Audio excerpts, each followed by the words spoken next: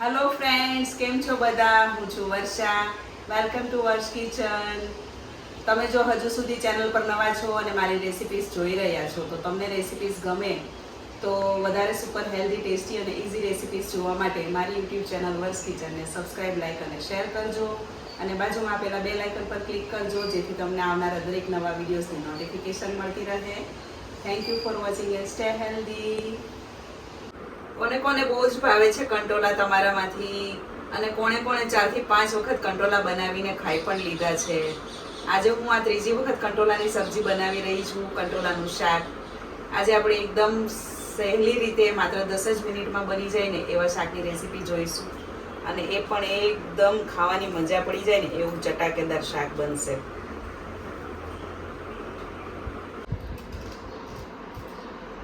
કંટોલા જો એકદમ કૂણા હોય ને તો એને આ રીતે સમારી લેવાના, અને જો બિયાવાળા હોય તો બિયા કાઢી નાખવાના. આજે આ કંટોલા કૂણા અને બિયાવાળા બંને આવ્યા છે સાથે.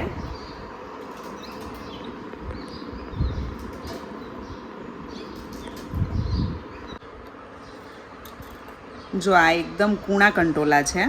આ રીતના બિયા વગરના કંટોલા હોય ને તો આમ જ રહેવા દેવાનું, એનું શાક પણ જલ્દી બને છે. અને આ થોડા કડક બિયાવાળું છે તો એ બિયા કાઢી નાખવાના, નહીં તો ખાવામાં એકદમ કડક લાગશે અને શાક ટેસ્ટમાં સારું નહીં લાગે. તો આ રીતે બિયા કાઢીને પછી સમારવાનું.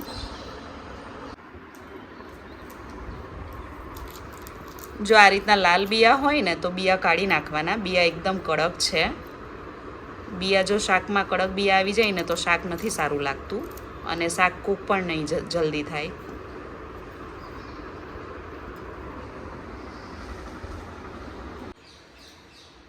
એંસી ટકા જેટલા કંટોલા એકદમ કૂણા નીકળ્યા છે, બિયાવાળા બહુ ઓછા છે. એટલે આજે શાક એકદમ સરસ દરવાળું થશે, એકદમ ભરેલું ભરેલું શાક બનશે. તમારામાંથી કોને કોને ભરેલા કંટોલાનું શાક પણ ખૂબ જ ભાવે છે એ લોકો પણ મને કમેન્ટ્સમાં ચોક્કસથી જણાવજો. હિયા બાજુ આવી જા થોડી. આજે મારી હિયા શૂટિંગ કરી રહી છે વિડીયોનું. કંટોલાના શાકમાં થોડું તેલ વધારે નાખશો તો શાક બહુ સરસ બનશે. મેં અત્યારે 3 ટેબલ સ્પૂન જેટલું તેલ લીધું છે.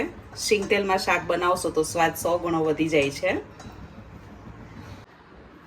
આપણે તેલ છે ને હળવું ગરમ થવા દેવાનું છે, અને તેલ હળવું ગરમ થાય એટલે તરત જ તેમાં આપણે હિંગ નાખીશું, અડધી ચમચી જેટલી, અને અડધી ચમચી જેટલી હળદર નાખવાની છે.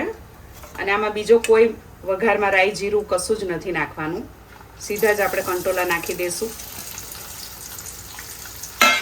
તેલ મેં બહુ ગરમ નથી થવા દીધું, અને એમાં સ્વાદ પ્રમાણે થોડું નમક નાખી દેવાનું છે.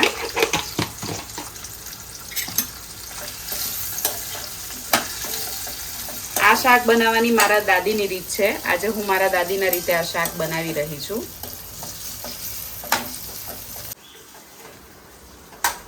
એકાદ મિનિટ ખુલ્લું આ રીતે સાંતળીને આપણે તેને ઢાંકીને ધીમા ગેસે 5 મિનિટ સુધી થવા દેવાનું છે. આ જે ઢાંકણમાં વરાળ થશે ને એ અંદર પડશે એટલે કંટોલામાં સરસ મોઇસ્ચર એટલે કે ભીનાશ જળવાઈ રહેશે, અને એનાથી કંટોલા એકદમ સરસ રીતે કૂક થશે, ચડી જશે. ગેસની ફ્લેમ મેં અત્યારે ધીમી રાખી છે. આપણે 5 મિનિટ સુધી આ રીતે જ એને થવા દઈશું.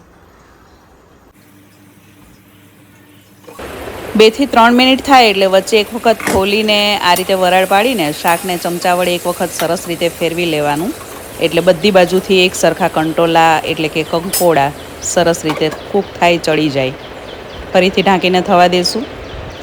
હવે આપણે એક કાઠિયાવાડી લસણની ચટણી બનાવી રહ્યા છીએ. તો એમાં 20 થી 25 કળી જેટલી લસણ લેવાનું છે, અને અત્યારે તાજું લીલું આદું બહુ સરસ આવી રહ્યું છે તો એક મોટો ટુકડો આદુનો નાખીશું આપણે છાલ ઉતારીને, અને 2 તીખી મરચી નાખવાની છે. આ ચટણી તમે કોઈ પણ પ્રકારના લસણિયા શાકમાં નાખી શકો છો. આપણે 2 થી 3 મિનિટ થાય ને એટલે આ રીતે વરાળ અંદર પાડી દેવાની. જુઓ તમે કેટલું સરસ શાક સંતળાઈ રહ્યું છે. અને એકદમ તાજા કંટોલા હોય ને ફ્રીજમાં મૂક્યા વગરના તો બહુ જલ્દી કૂક થઈ જાય છે.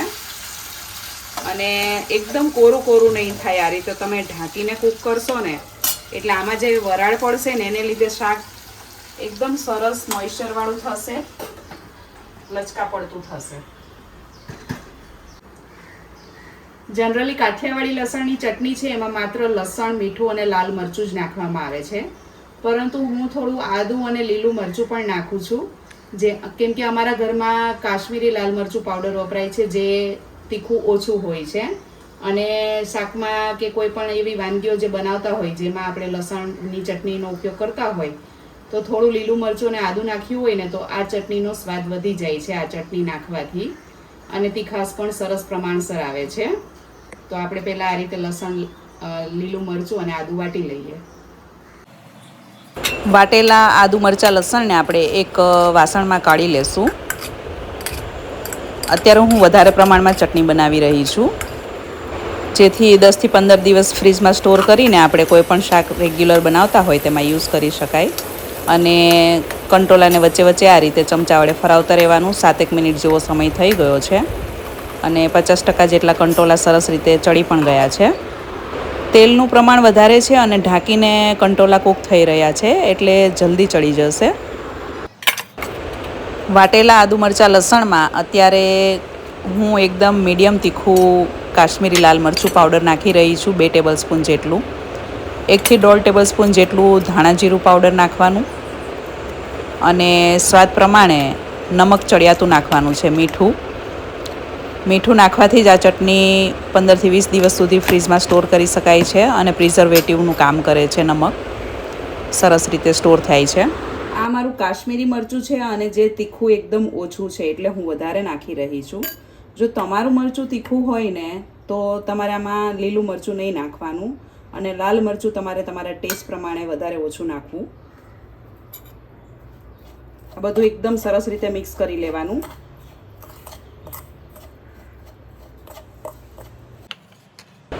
હવે આ ચટણીને તમે કોઈ પણ એરટાઈટ ડબ્બામાં ભરીને સ્ટોર કરી શકો છો ફ્રીજમાં. લાંબો સમય સુધી આ ચટણી એવી ને એવી જ રહે છે. ચટણી મેં જરાક ટેસ્ટ કરી, સ્વાદમાં એકદમ ચડિયાતી બની છે અને આ ચટણી તમે એમને ભાખરી પરોઠા સાથે પણ ખાઈ શકો છો. આ રીતની કાચી લસણની ચટણી પણ ખાવાની બહુ જ મજા આવે છે. આ છે કાઠિયાવાડી લસણની લાલ ચટણી. આ ચટણી તમે 1 મહિના સુધી ફ્રીજમાં સ્ટોર કરી શકો છો એરટાઈટ ડબ્બામાં ભરીને. વધારે પ્રમાણમાં બનાવી હોય તો તમે ફ્રીજમાં સ્ટોર કરી શકો છો, ફ્રીઝરમાં સ્ટોર કરવાની જરૂર નથી. અને રોજ તમે જે લસણવાળા શાક બનાવતા હો તેમાં 1-1 ચમચી ચટણી નાખીને બનાવશો તો શાકનો સ્વાદ ખૂબ જ વધી જાય છે. કંટોલાના શાકમાં નાખવા માટે આ 1 ટેબલ સ્પૂન જેટલી લસણની ચટણી લીધી છે. એમાં થોડી ખાટી અને ઘાટી છાશ મિક્સ કરવાની આ ચટણીમાં. પહેલાં એકદમ સરસ રીતે ચટણીમાં છાશ મિક્સ કરી દેવાની. 1/3 કપ જેટલી છાશ લેવાની.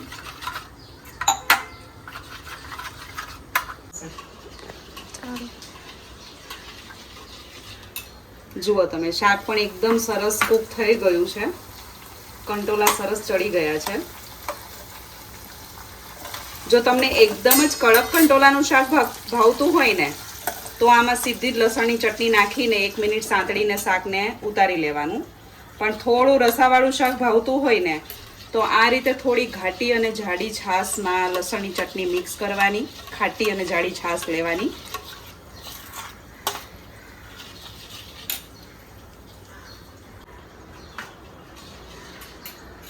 આ છાશ આપણે શાકમાં નાખવાની છે.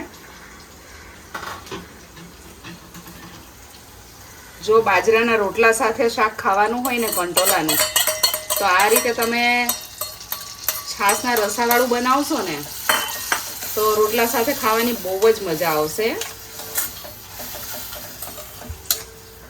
તમે એક વખત આ રીતે ચોક્કસથી ટ્રાય કરજો.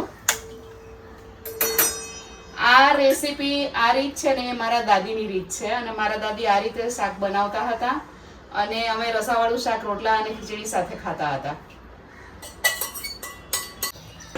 આખું શાક બનાવતા ટોટલ 15 મિનિટ જેટલો સમય લાગે છે અને ધીમાથી મધ્યમ ગેસની ફ્લેમ પર જ શાકને ચડવા દેવાનું છે, કંટોલાને ચડવા દેવા, તો બહુ સરસ રીતે કૂક થઈ જશે.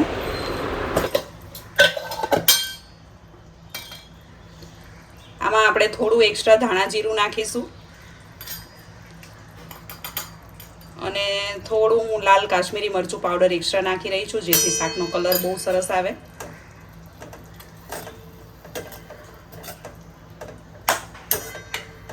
હવે શાકને આપણે ઢાંકીને તેલ છૂટું પડે ત્યાં સુધી થવા દેવાનું છે. એકદમ ધીમા ગેસની ફ્લેમ પર શાકને થવા દેવાનું. તેલ એકદમ સરસ છૂટું પડીને બધું ઉપર આવી જશે. અને અત્યારે શાકમાંથી જે છાશની અને લસણવાળી ચટણીની જે સુગંધ આવી રહી છે એ હું તમને વર્ણવી નથી શકતી. તમે એક વખત આ રીતે બનાવજો. ટેસ્ટમાં અને સુગંધમાં એકદમ જોરદાર બને છે. સ્વાદ અને સુગંધ એકદમ ચડિયાતું શાક તૈયાર થાય છે. અત્યારે આની સુગંધ બહુ જ સરસ આવી રહી છે. આપણે આને એકદમ સરસ રીતે તેલ છૂટું પડી જાય, ઉપર આવી જાય ત્યાં સુધી 2 થી 3 મિનિટ થવા દેશું. આજે આપણે આ કંટોલાનું રસાવાળું શાક બનાવી રહ્યા છીએ, જેમાં આપણે પાણીનો ઉપયોગ બિલકુલ નથી કરવાનો. કંટોલાના શાકમાં આ રીતે તમે રસો કરશો ને તો શાક ખાવાની બહુ મજા આવશે. છાશમાંથી એકદમ રસો પણ સરસ તૈયાર થઈ જશે અને તેલ પણ છૂટું પડી જશે. 3 થી 4 મિનિટ આ રીતે ધીમા ગેસે ચડવા દેવાનું. બહુ જ સરસ તેલ છૂટું પડી ગયું છે અને છાશની થોડી કણી પડી ગઈ છે, એટલે એકદમ સરસ રસો તૈયાર થઈ ગયો છે.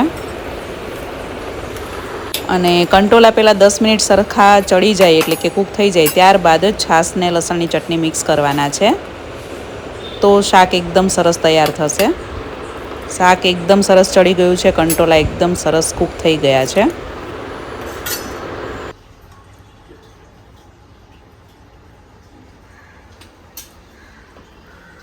અત્યારે આ જે શાક બન્યું છે ને એમાંથી સુગંધ બહુ જ સરસ આવી રહી છે.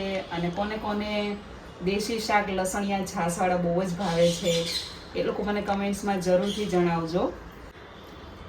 જનરલી જે આપણે લસણિયા છાશિયા શાક જે બનાવીએ ને એમાં ગળપણ નથી પડતું અને એ શાક થોડા ખાટા, નમકીન અને તીખા હોય ને તો જ ખાવાની મજા આવે છે.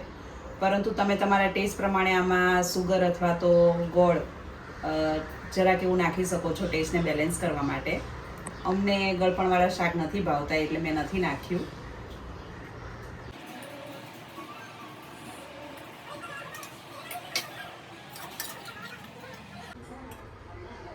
આહાહા, લસણિયું છાશિયું શાક છે કંટોલાનું, મારું favourite.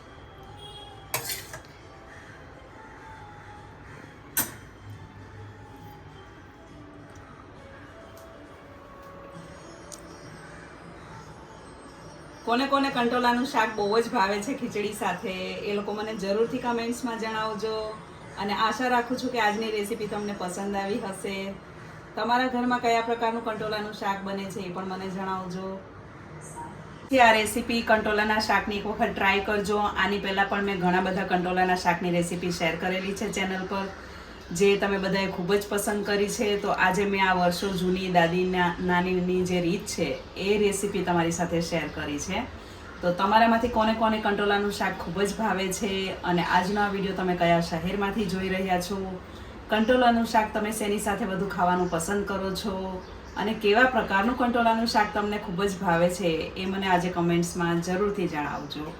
Thank you for watching and stay healthy. તમારા ઘરમાં પણ જો આ સેમ રીતે શાક બનતું હોય તો એ પણ મને ચોક્કસથી જણાવજો. અને કંટોલાનું શાક આનાથી પણ વધારે સરસ ટેસ્ટી કઈ રીતે બને છે એ પણ તમે મને રેસીપી લખીને કમેન્ટ્સમાં જણાવી શકો છો. તો આજનો આ રેસીપી વિડીયો તમને ગમ્યો હોય તો રેસીપીને તમારા ફ્રેન્ડ્સ અને ફેમિલી સર્કલમાં જરૂરથી શેર કરજો.